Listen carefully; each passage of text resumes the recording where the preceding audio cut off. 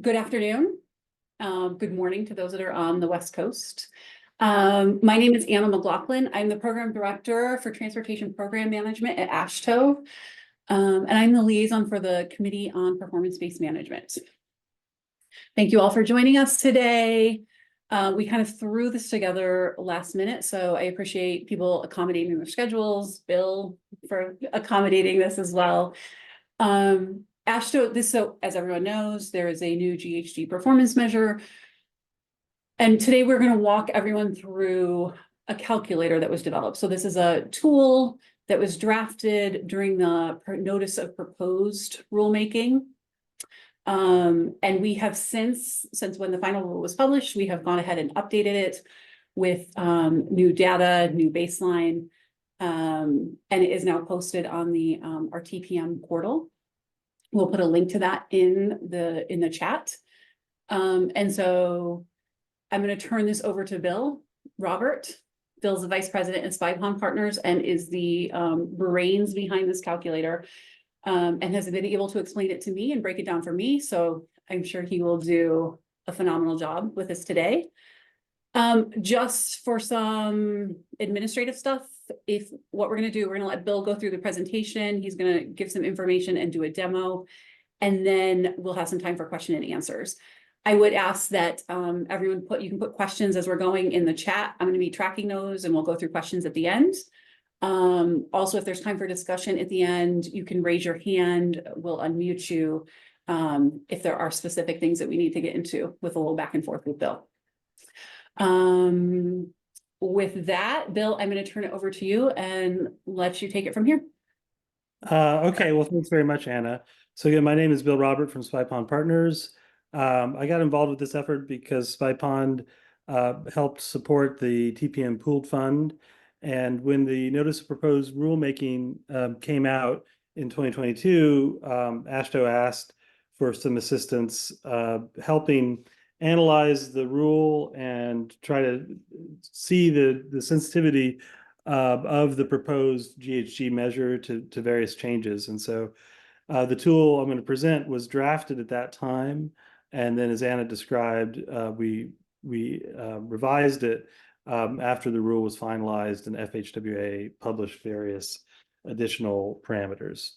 So I'm going to give a brief PowerPoint presentation. It should take about 10 or 15 minutes, just summarizing what's in this thing.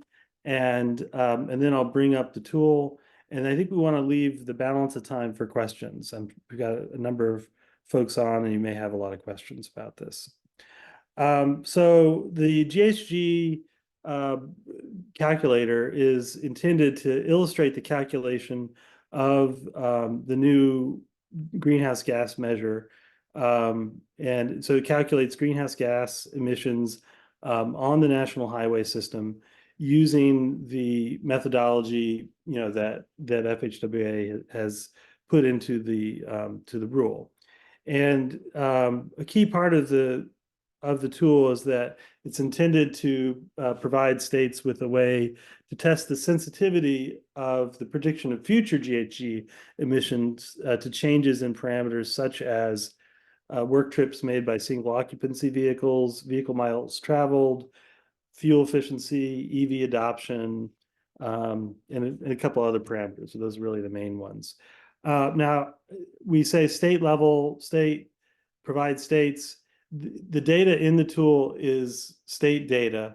There's nothing here that couldn't be applied at an MPO level because if you just have to populate the numbers at the metropolitan level if you want to use the tool for an MPO. Just a disclaimer, though, the calculation of the GHG emissions is based on FHWA's rule for the NHS GHG measure, but we at Spy Pond are not FHWA staff, and we're not working under the direction of FHWA. So this tool is a product of the work for AASHTO. It's not a substitute, for FHWA's calculations of the GHG measure. And we are, it's relatively straightforward to calculate base year emissions, but a lot of what's in the tool is a prediction of future emissions. And some of the techniques we use to do that are not really addressed in the rule. So the GHG calculator, just to put it in context, it's a spreadsheet tool. It's available for download on the TPM portal. I think Lori's going to put a link to it in the chat, but you can see it here on the screen as well. When you open up this spreadsheet, you'll see that it's organized as a set of 3 sheets. All the sheets are protected, but this is really just to keep people from accidentally overriding any of the formulas. If you like, in Excel, you can turn protection off and see, all the details. Also, in some cases, we have rows hidden. Some of the rows that are just used for calculations are hidden, but you can turn off protection and unhide those. The intent is to make it all transparent and as useful as possible for people. So the 3 sheets in the tool are listed here. There's a summary sheet, sensitivity sheet, and a trend sheet. And so I'll just walk through each of these. The summary sheet is where the basic calculations happen. We get a base year and future GHG calculation, as well as a % change in GHG emissions. The sensitivity sheet is used to perform a test to take the prediction made in the summary sheet and see what happens to future values if you tweak one or more parameters. And then the trends sheet is completely independent from these other sheets. This is simply loaded with data from 2010 to 2022, and you can basically generate some charts and graphs of data over time to see trends in VMT or trends in fuel consumption or what have you. So this slide just illustrates the steps in using the tool. So basically, you have to start by getting but you choose a state in the tool, and then the tool will populate default parameters, but then you may want to review and edit those. The tool will then calculate base year GHG emissions, so 2022 GHG emissions. The next step is to predict changes in fuel consumption, and then use that information to adjust the base year calculation to obtain a prediction of future year emissions. So this slide illustrates the input of on the summary sheet. So this has a few sections. I'll just walk through each of them briefly. I should say that along with the tool, there's also user documentation that has this same information. It's also available at the same site, and technical documentation that presents all the formulas that we're using in the tool. So anyway, so in this first part of the summary sheet, one enters base year data. You select a state, and the tool will automatically populate values for 2022 base year, vehicles miles traveled, National Highway System VMT, gasoline consumption, and special fuels consumption, basically diesel consumption. So that's shown here. One can override these values though, and so like if you're an MPO, you would put in your own values for these parameters, or if you had different data, you could put that in here. So on all these things, the default is shown in one column, and the override value is entered in the blue cell. And then if you put your cursor on the description field, you'll get some background on where the data come from. So for these values, we did use the values that FHWA published in December with VMT and gasoline consumption data. So the next part of the sheet has other parameters. And these parameters are used basically to help predict, given what GHG emissions are as of the base year, how might they change in the future? So we put in an analysis period, which is by default 4 years, a VMT growth rate, vehicle occupancy for carpools. So if you have carpoolers, how many people are in the carpool on average? The CO2 content for gasoline and special fuels. So these are constants, and FHWA has published constants to use for these parameters. So we use those numbers. and then percent of VMT by vehicle type, percent of auto VMT for work trips. So all these parameters are important. They do all have default values. But the defaults do come from various places. So, we'd encourage you to look at, where the numbers are coming from. The next part of the spreadsheet is specifically on mode choice. And here you enter in for the base year and for the future year, the percentage of work trips driving alone. So the percentage of work trips that are single occupancy vehicles, and also the percentage of work trips carpooling. And obviously those numbers don't add up to 100%. The difference between those two are people that are taking transit or cycling or walking. And strictly speaking, you don't really need the base year number to get base year emissions, but the difference between the base and the future is used for the prediction of future emissions. Right now, we've got defaults in from the American Community Survey for 2022, but this is another, these parameters are ones you'll want to review carefully as well. The final section you got to populate to get a calculation is on fuel efficiency. So there's really 3 parameters that are needed, but they're needed for the base year and for the future year, and they're needed for 4 different vehicle types. And so basically what we need are fuel efficiency for non-EVs, the percentage of the fleet that's electric vehicles, and also the percentage of non-EVs using gasoline versus special fuels. So we've got defaults in for these, for all these parameters, but it's important to take a look at those parameters as well. And I should say these defaults aren't populated by state; these are national defaults. So once you put in this information, the tool will next give you a calculation of greenhouse gas emissions for the base year and the future year. Greenhouse gas emissions specifically on the national highway system for the base year and future year, and the percentage change in greenhouse gas emissions. So the base year greenhouse gas emissions are predicted just using those numbers at the very top of the sheet and the constants for how much CO2 is in a gallon of gasoline or a gallon of special fuels. Everything else is used to predict a percentage change in emissions for the future year. So just going back to this, the number here on the lower right is intended to be the number that you have to report to FHWA.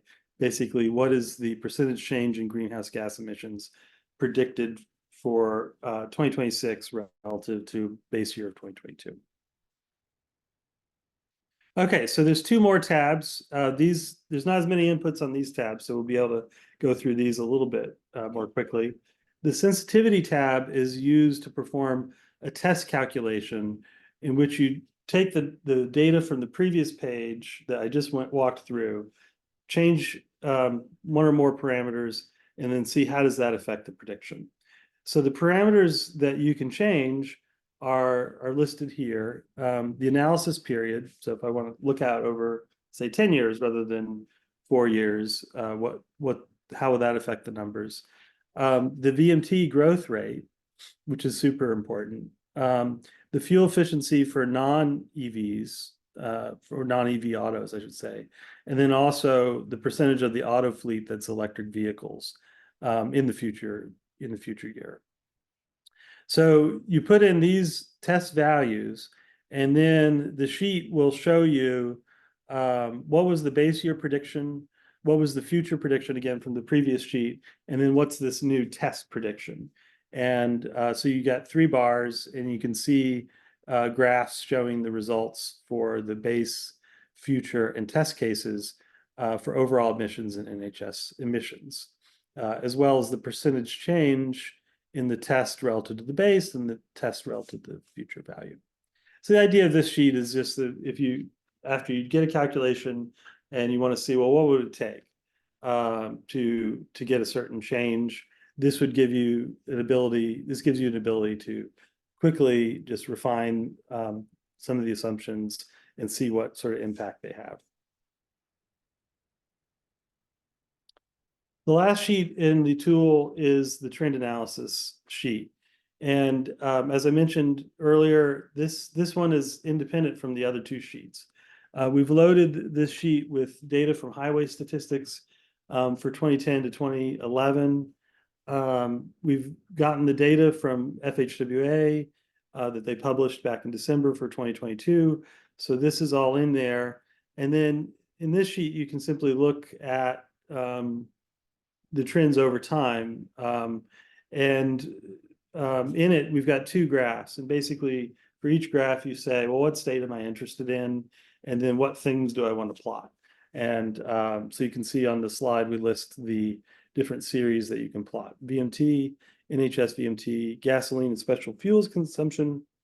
And then this sheet does calculate greenhouse gas emissions and NHS greenhouse gas emissions using the approach, in the rule. There's no fancy predictions going on here. We're just taking the gasoline consumption and multiplying by the constants that FHWA has published for this particular sheet. So that's the quick introduction to the tool. I will go and do a demonstration, but just in the interest of minimizing the switching back and forth, I'll just cover the last couple of slides I have here. So this slide just lists some of the questions that we developed the tool to try to help answer. First is, it's intended to help do a reality check. What are the overall trends over time in these different data series? Also, the tool can help perform an initial calculation for the GHG measure. And finally, the tool can help perform a sensitivity analysis. Specifically, what impact might we be able to have on GHG emissions if we increase electric vehicles, or if we're able to reduce the growth of VMT or change other parameters. Some additional qualifications on the tool. As I mentioned before, the basic approach that's used in the tool for getting future emissions is to take a base year calculation and then change it. We change it based on changes in traffic, so changes in VMT, and we adjust the numbers based on changes in fuel efficiency. So none of this affects the base year calculation. The only thing that will change the base year calculation is if you change those parameters up at the top of the tool for VMT and gallons of fuel consumed. What we see in using the tool is that the results are very sensitive to certain parameters, and they're probably the parameters that are familiar with anybody who's worked with these numbers. It's things like VMT growth. That's really important. And the EV adoption rate is also super important too. So we do have default values in for these parameters, but we highly recommend that states assess these parameters outside the tool if they're performing a formal analysis. Don't just take our word for it and use the national default. And one thing to be aware of also is that when we start getting into fuel efficiency, there's different ways to affect fuel efficiency. So you could change. So one approach is to simply adjust the miles per gallon and do adjustments there. Another way to get adjustments is to adjust the EV percent, or you can do a combination. So it's important though not to double count the impact of EVs. So if you are looking at EVs and you put in changes in the EV adoption rate, you need to not also factor that into the fuel efficiency. So it's just, there is a danger of double counting once you start to modify multiple parameters. Some additional qualifications. The tool predicts GHG emissions strictly by multiplying a base number by various factors. And to get to the NHS, we're taking the approach in FHWA's rule, which is to say what percent of the VMT are on the NHS. Okay, we'll take the overall GHG emissions and multiply by that percentage. That's what the rule does. That's what we're doing in the tool. There's a lot of additional factors that could impact actual GHG emissions that we're not accounting for in the tool. And so if you're doing a more nuanced analysis, you might be thinking about some of these things. We don't look at GHG emissions from electricity generation. We're just looking at GHGs generated by gasoline special fuels. We're not looking at the impacts of traffic congestion, which obviously can be significant, but they're not, directly accounted for. We do have a parameter for what percentage of trips are work trips, but we're not looking at changes in that number over time. And there's also, a lot of complex interactions between the different model parameters that we're not capturing. So it's just important to be aware of that. So, just to sum it up, this is not a substitute for a comprehensive analysis of GHG emissions. If you have performed such a comprehensive analysis, I would definitely use that rather than this tool. But even then, hopefully the tool can be helpful as a reality check or, second opinion. Okay, so at this point, I'm going to switch over to the tool and just walk through what you see when you go in. So I've brought it up. This is running in Excel. And to use the tool, I would first choose a state. And what you'll see is as soon as I choose the state, certain defaults will be populated. So I've chosen Connecticut, and here I've got 2022 values for VMT, NHS VMT, and for fuel consumption. If I want to know where any of these things come from, I can simply put my mouse over here, and I have a little note that's hopefully helpful that gives me some information about where that number comes from. Choosing the state also populates the percentage of work trips driving alone, so basically SOVs, and percent of work trips carpooling that comes from the American Community Survey. So then I've also got all these other parameters, so analysis period, VMT growth, and so forth. So let's say I want to change the VMT. Oops, that's probably a little bit too high. You can enter that here, and the tool will use whatever you've entered in the override column rather than the default value.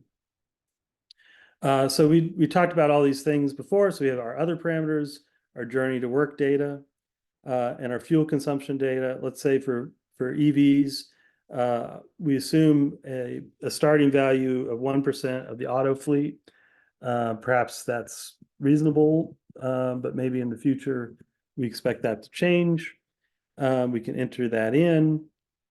And then down here, we get our percentage, our values for greenhouse gas emissions and the percentage change in emissions. And really, we show the percentage change for both total GHG and NHS GHG, but it's the same number since we have the constant value used to go from total to NHS. Okay, then on the sensitivity page, I've got the values that are carried over from the summary page. And now if I like, I can tweak them further. So I had overridden the VMT growth of about 1% with 0.8%. At this point, if I want to see what 0.05%, or well, say 0.5% would do, I could do that. If I wanted to change my assumption about EVs, I could do that.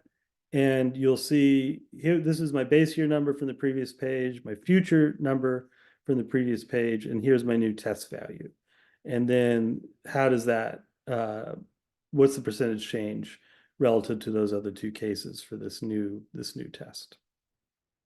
So this is a little bit confusing, but the idea is to give you an ability to quickly test the sensitivity to some of these key parameters. And then the final sheet is the trend sheet. Here I can choose my state, and I can choose different. I can plot one state against another if I like. and then I simply choose which measures I want to look at, and the graph will automatically adjust just to show those measures. And here we are, if you'd use the draft version of the tool, it only went to 2019. We are capturing the pandemic effects now. It is very interesting to look at some of the trends. You do see in every state that there was a big dip in miles and in fuel in 2020, and in every state there's been some recovery. But the patterns really do vary from one state to another. So it may be interesting to use this tool in particular, given the differences that have occurred in the last few years. Okay, so that's the quick introduction to the GHG calculator. At this point, I'll stop and I'd be happy to answer any questions. And Lori or Anna, if you could let me know the questions. I don't have the chat up on this screen. Yeah, thank you, Bill. I have a few here that have been coming in, and I'm just going to read them off to you. If you are the person that asked the question and you need more clarification, raise your hand and we can unmute you. So if you want to like dig deeper into that and continue to put your questions in the chat. I'm going to start off for the last sheet, the trend analysis. Do you use the 2022 FHWA provided emissions factors for 2010 to 2021? Or do you have historic emission factors? Thanks. Yeah, we use the same emissions. So we use the emission factor that was shown on this summary sheet. So this is the value that was published by FHWA. So we don't go back and vary the emission factor by year. We do use so we have the historic data that you can pull out of highway statistics for miles and fuel consumption, and then we simply use this one factor. Thanks, Bill. Why not more parameters to control for populations? Oh, that's a good question. I think we took the parameters that we could quickly adjust for, and I think the issue. So I guess one way to answer the question is to say we did all we could in a limited amount of time, but I think the issue with adding more parameters is that you have to these issues with double counting start to become more and more complex. So if you put in a population growth number and you wanted to adjust for that, you'd have to be very, very careful about how you handle the VMT growth.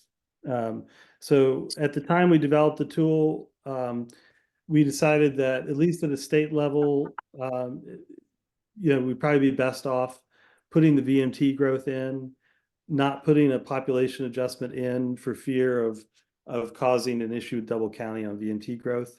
But I think that's a great question, and I think there probably are nice ways to deal with that that we don't have in the tool, such as having a per capita VMT and then a separate adjustment factor for population growth to try to decouple those effects. So a good idea, wasn't implemented. Thanks, Bill. If we are planning for shifts to non-SOV, active mode, telework transit, when will then which parameters should we adjust? Yeah, that's a good question. So one parameter to be careful with is for the current year, for 2022, what percent of auto VMT is represented by work trips. This one we really struggled with. So the best that we could find was a value from 2009 from an FHWA report. We have a link to the report, but this is an important parameter. And I don't know how much it really changes over time, but I would look carefully at this parameter. And so that affects that could affect various things. But okay, but then specifically on this question of EVs, in theory, you should be able to simply go down to EV percent of fleet, and you really need to put in numbers for both the base and the future year to get a reasonable prediction on that basis. Okay. Let's see, next question here. What are the differences between this version and the 2022 AASHTO tool draft? Just the inputs or any of the calculations? The formulas, that's a great question. The formulas are the same. We did grab the 2022 numbers, so the inputs that are used when you pick a state. For each of the other parameters, we went where we could and we tried to find newer data for each of them. So we did find newer data for vehicle occupancy, for the percent of VMT by vehicle type. Like I said, we didn't find a new data point for percent of auto VMT for work trips, but also the work trips, the mode numbers by state are also updated. So all the various parameters that we could update, we updated, not just the ones at the top of the screen. And then, of course, we added the measure. We had a base and future prediction, but we didn't actually show the percentage change. So we added that in. And then we tried to use the language in the final rule. So in the draft, you'll see baseline all over the place. And now we've changed all those references to base year. But if you had put in numbers to the draft version of the tool, you should get the same calculation. So because the actual formulas are the same. For target setting purposes, should we set the analysis period to 3 years as the target is set for calendar year 2025? Oh, yeah, that's a good question. Yeah. This is how many years in the future is it? So I think that you probably do want to, I think if you, yeah, I think that, yeah, that's probably true. You probably want to, well, that's actually a great question. If you do 1 year, what do you get?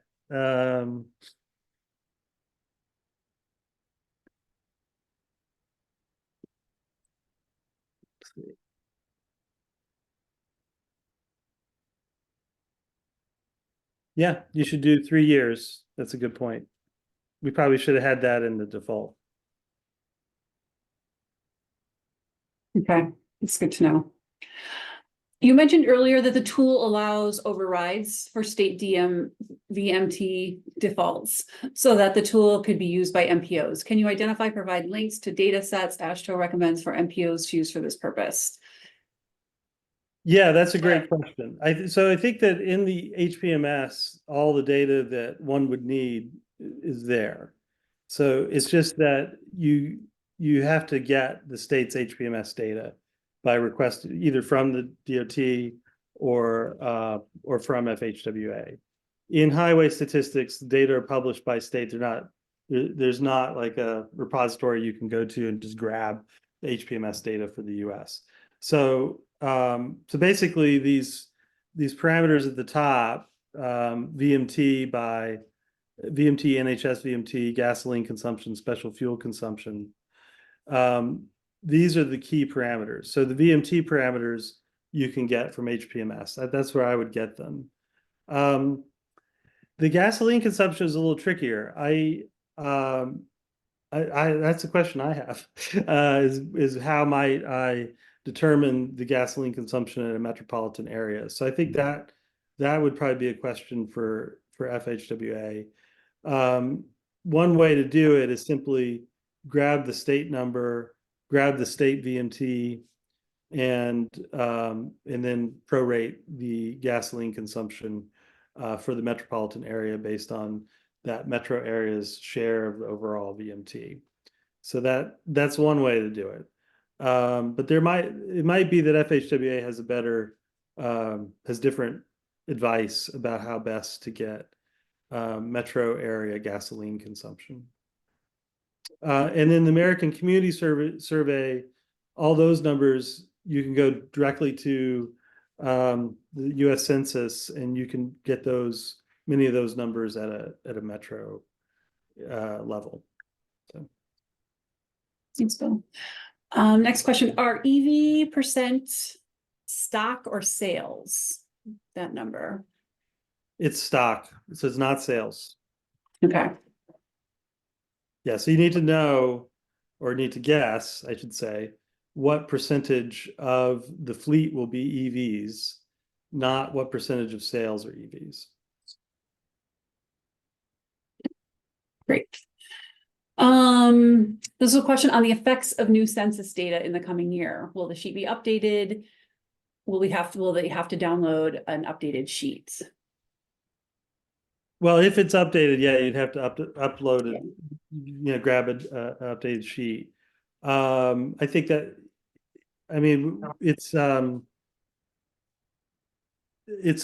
more a question for AASHTO, what the frequency of the updates would be. I think it could get confusing though to update when each new data source becomes available. I think an annual update might be the way to go, just on that. But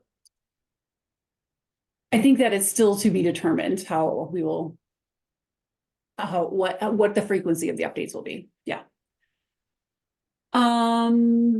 Do the emission factors match those in moves 3? I suspect that they don't. I don't know. I haven't checked. I suspect they don't.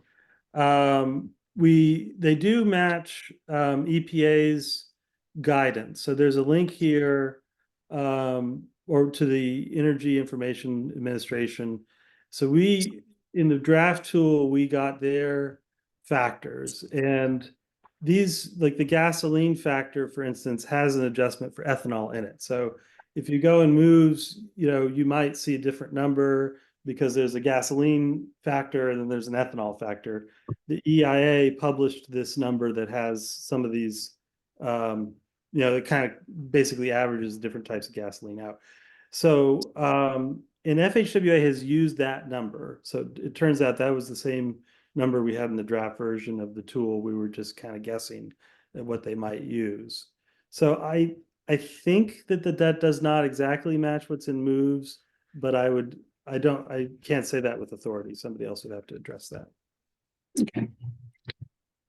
On the summary, is future outputs, whatever the analysis period year is future output, whatever. Okay. And then, so 4 years from base is 2026. So if we override, 2026. Yeah. So go ahead, 2025 number.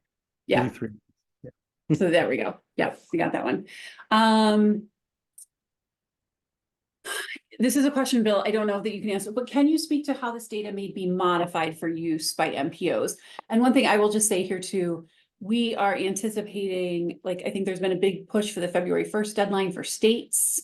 The MPO deadline is later. We are still anticipating more information to come out from FHWA with relation to the MPO reporting. But I don't know if you have anything to add. Can you speak to how this data can be modified? Yeah, like I said, the one big question is, how do we get gasoline consumption at the metropolitan level?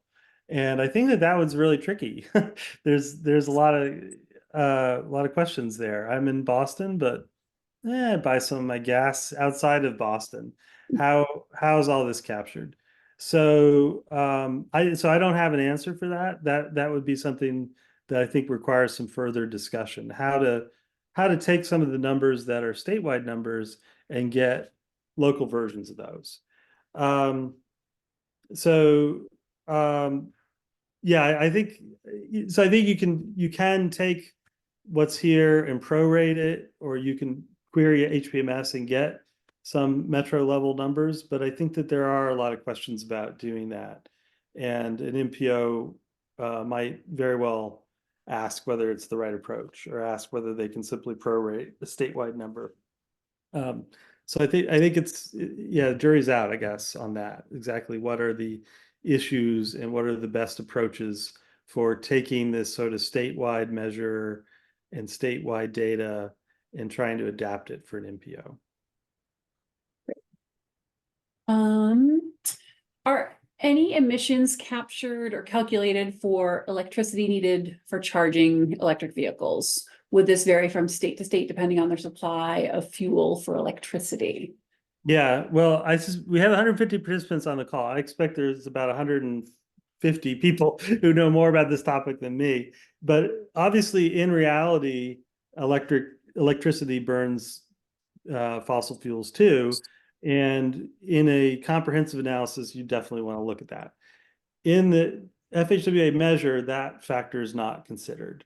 We're just looking at greenhouse gas emissions caused by fuel consumption by vehicles, consuming fuel. So this tool doesn't look at it because we're following the logic of the rule.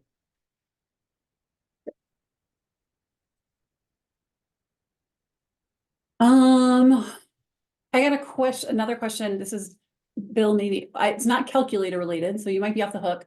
But if the state was included in the 21 state lawsuit and had their target setting date delayed to March 17th, who would have sent notification? USDOT. That is not something that I have any insight into right now. I've heard that was happening, but I haven't seen anything official. I haven't heard anything from our contacts at FHWA. I don't have an answer for that one. Yeah, great question. Yeah. Let me know if you find out. Next question, would a modal shift from auto to bike ped transit simply be reflected here as a decrease in VMT, or how would you enter that into the tool? Yeah, that's a great question. So the main parameter for this is the percentage of work trips driving alone. So you'd enter it there. So you put in SOVs and carpooling, and for the base year and the future year, and then it gets adjusted for there. This is something where you do need to be careful. If you do predict a change over time in that number, and you also have a change, a VMT growth rate to enter, you have to just be careful about not double counting.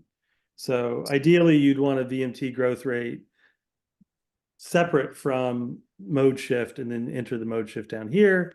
Or you could have an overall VMT growth rate that reflects the mode shift and then don't change the modal split. So, but you can, if you have more bike ped or more transit use, you basically would reduce the percentage of work trips driving alone. And also telework, that's also reflected in this number. So right now I brought up Connecticut and it's 69%. It was not 69% in 2019. So it was a lot higher. Great, thanks, Bill. Okay, the question here, I saw somewhere in one of the webinars that the reporting period starts January 1st, 2022. Would the end of the reporting period be December 31st, 2025? I'm trying to. Yeah, I think so. I think that covered the 4 years. It's 2022, 23, 24, 25. 25. Yeah. So that's looking 3 years forward. So, and not 4.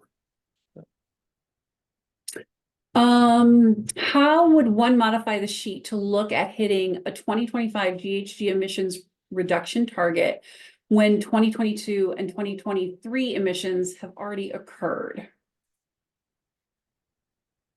Yeah, that's tricky. So, well, I guess what I'd say about that is we're not trying to model exactly what's happening over time. We are using this VMT growth percentage. So it's important, as you say, whatever happened in 2023 already happened. So if you put in an annual VMT growth, it has to account for the fact that 2023 has already happened. But what we're looking for, strictly speaking, is what is the number at the beginning of the period and what's the number at the end of the period. So what happens in between, obviously for the environment matters a lot, but for the point of reporting this measure, it doesn't specifically matter. So all these parameters where we have base and future year, we really are looking at what is it now, what's it going to be in the future, what's that change, and then we scale our number accordingly. So the fact that, that you're putting a 2022 number and 2023 has already happened, it doesn't directly affect these calculations where you put in a base and future value. I think it is very important though in thinking about VMT growth, because this needs to be a number over that period, part of which has already transpired. Okay, thanks. Questions that are happening in the chat, although we've had some people answering them as well, but I just want to make sure everyone's hearing this. Why are only work trips being calculated? Frank, thank you very much. It's the only travel data collected by ACS. Well, Yes. Yeah, that's a good question. So we're using the work trips. Exactly. Journey to work data is just for work. So we're applying these mode shifts just to work trips, basically. Because we don't have the modal information for anything other than work trips. Right. Yeah. So I'm just trying to catch up. Jessica had a question. What's ACS? If HPMS is all trips, how do you know? Because I think you just said ACS is the oh my gosh, no, I can't. I just totally had a blank. Community service Survey. survey, is work trips. And so we're using this magical parameter, % of the auto VMT that are for work trips, to figure out what portion of the VMT gets adjusted if you have a mode shift.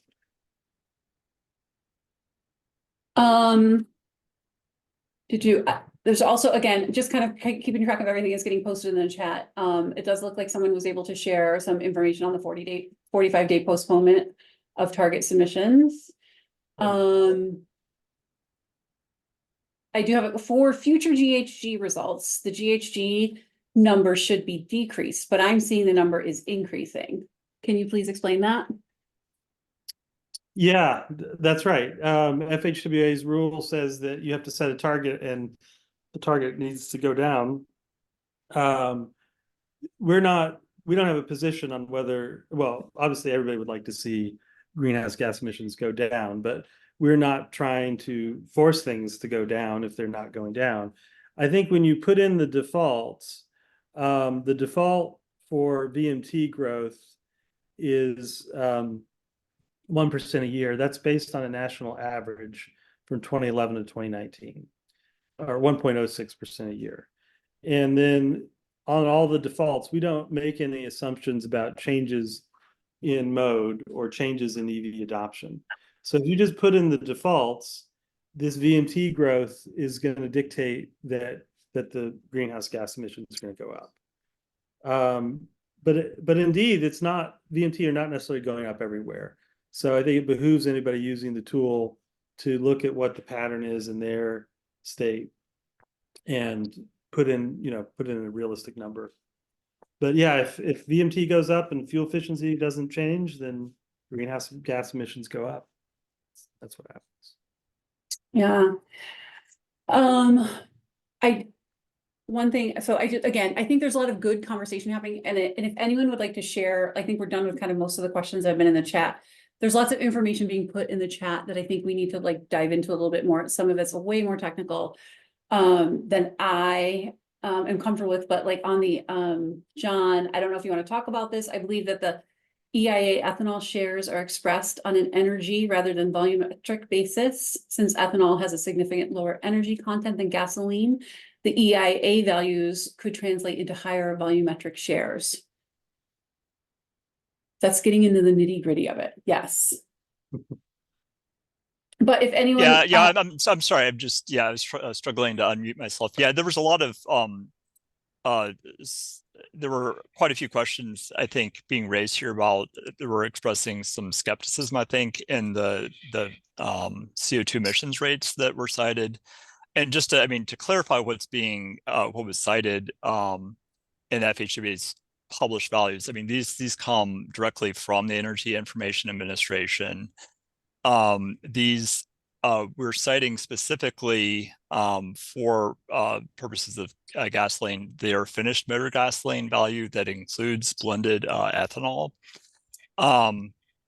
And that there's a difference between that volume and essentially the value that's cited for gasoline that would have no ethanol blended. And the short of it is I believe that EIA's number makes sense because the amount of ethanol in that's commonly blended into gasoline now is pretty close to 10% on a volumetric basis.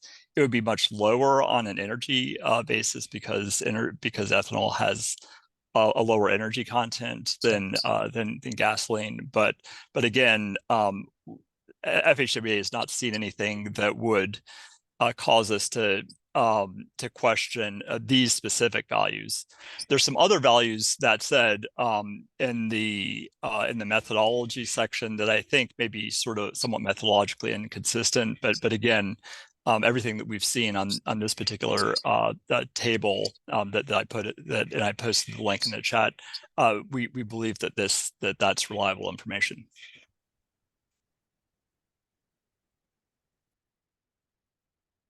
Thanks, John. Okay.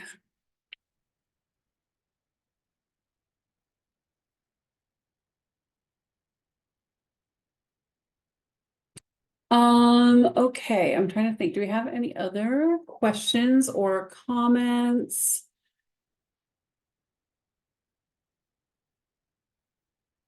I'm gonna check.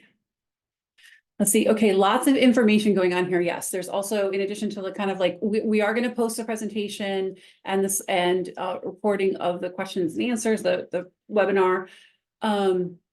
Is there a document or instructions for this program? Definitions, what is a combo truck? I'm not sure, table. Not having done this before, where do I get this information? Websites, etc. Please put answers in writing. I haven't seen the whole video. Okay. I think one thing, Bill, that maybe you could point out, there is a user manual and backup documentation for this tool on the TPM portal. Yeah, there is on the TPM portal. We have the user manual, we have the technical documentation.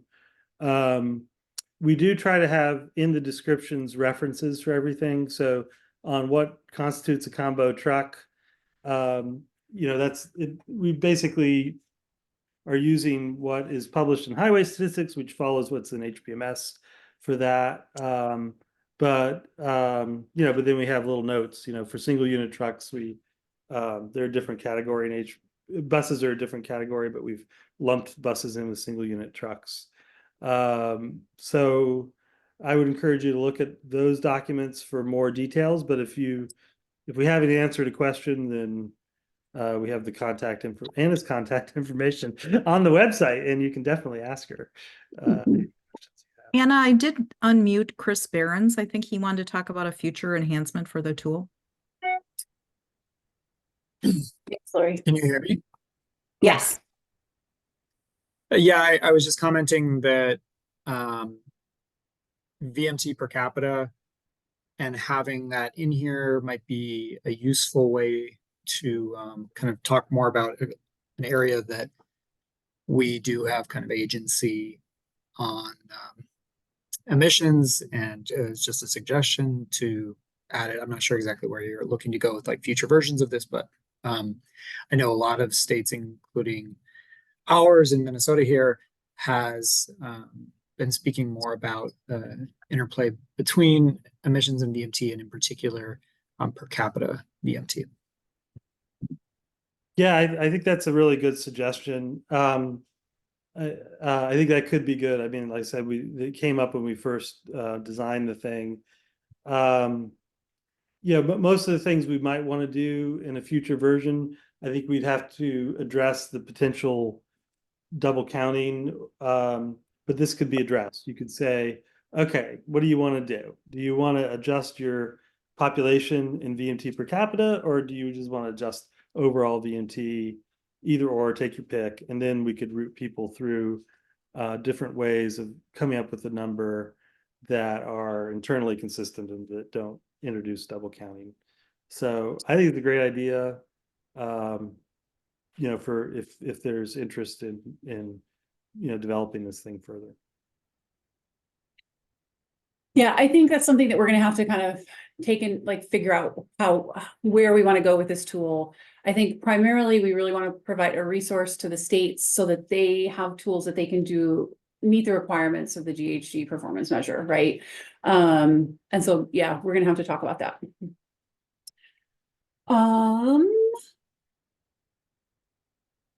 I think we did pretty good here. We're right almost at the hour. Going once, going twice. I really appreciate everyone taking the time today. Hopefully you are going to find this as a useful tool to either like come up with your targets or to, you know, do a gut check on them, really.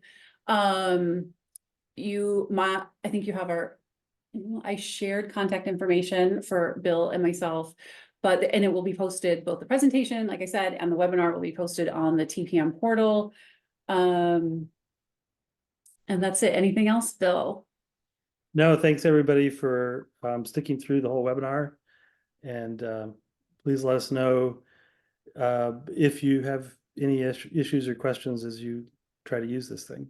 And we're very curious to see, you know, we know that this is a pretty straightforward calculation, all things considered. It'd be very interesting to see to what extent do the numbers this tool generates compare with numbers that you get through more careful analysis. I think that could be instructive. Yep. Yes, if people are using this as a tool and finding it helpful, we would love that feedback. Yeah. Okay. Thank you, everyone. Take care. Bye-bye. And bye.